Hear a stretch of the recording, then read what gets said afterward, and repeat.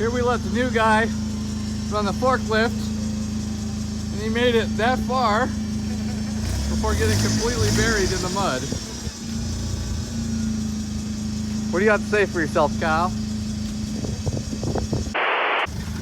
That's the only thing he's ever drove of mine that he hasn't totaled out yet.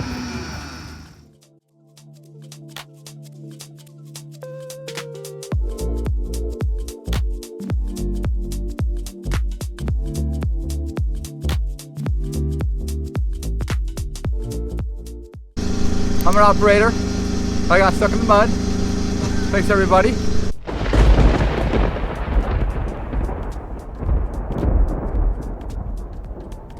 All right. So what had happened is that's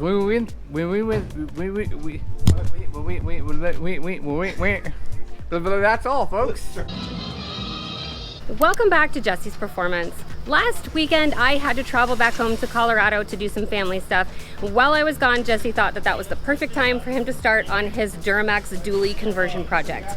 I think it's because he got new wheels. We bought a set of XD wheels from American Customs 4x4 in Arlington, and they're super badass wheels, and I can see why he gets something new and then he's just ready to dive in and start on that project. So even though the Trans Am's sitting over in the current Trans Am state, he decided that he'd go ahead and do some work on the dually while he waits for the motor for the Trans Am. So we've done a ton of work on this truck. It is an original engine. It has over 400,000 miles on it. We've changed out the turbo, the injectors, the fuel system. It has a built transmission, but this is a huge, huge project. Not anything that we've ever done before, so it's been a learning experience for Jessie, and he's gonna explain everything that he's doing and what he's got going on. So here we go. When we went to Vegas and I was pulling the big trailer with the Trans Am in it, we were hitting like some 60-mile-an-hour crosswinds, and it was sketchy. Like I floored it and did like 100 through this like stretch of windy terrain. I don't know even what you would call it. It was insane. So I was when we got back, I was like, you know what? We need to make the truck a dually. That way it's more stable, can pack more weight. Do all that good stuff. So I searched, I found an axle, I found some leaf springs, I got some wheels, piecing it together. And last weekend, Kyle and I pulled it apart, pulled the old rear end out, and then that's when things started to escalate rapidly. We had Big Mouth Dave over here from Nortex Auto Works, and he's like, why don't you just cut it all off and put airbags on it and 4-link it? And I'm like, no, I don't want to do that. Then I was like, I want to do that. And then sure enough, here we are. We got the truck all cut up.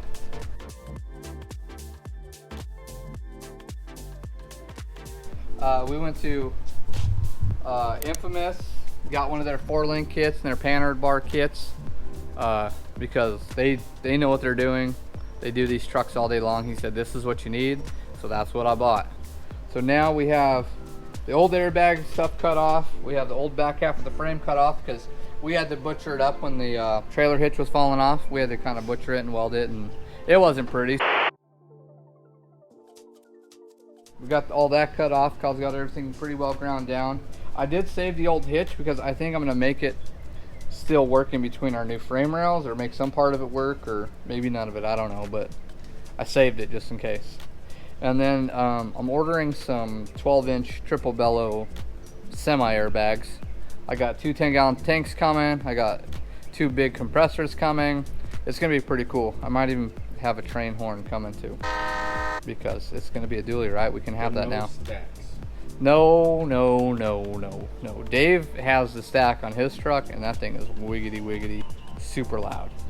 And it's kind of whack. It's pretty whack. For me, it's whack. For him, like if you were 17 years old and your dad let you drive that truck, you'd be like, fuck yeah, you know what I'm saying? But like, I'm old now, and I don't like loud noises. Like, I really don't. Yeah, that thing is all loud. And that thing is, yeah. They should call him Whistling Diesel, because that motherfucker is like, it sounds like a jet just We'll have to get a trolling around. Yeah, we will. We'll insert clip.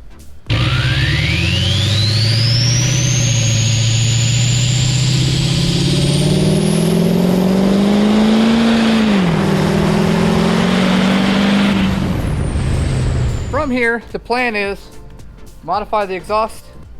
I'm gonna move the fuel tank forward to fit the bags. I'm actually gonna put an extra 20-gallon fuel cell in the back and link them together So I have lots of capacity when we're on the road. Even though we'll still have to stop every 10 minutes because Stacie has to pee. But that's life. But other than that, it's going to be low. I ordered a bunch of stuff to get the front end lower. Right now it's got the factory keys backed out and lower control arms. So I got spindles and lowering keys. So it should be able to get like 4 or 5 inches lower in the front.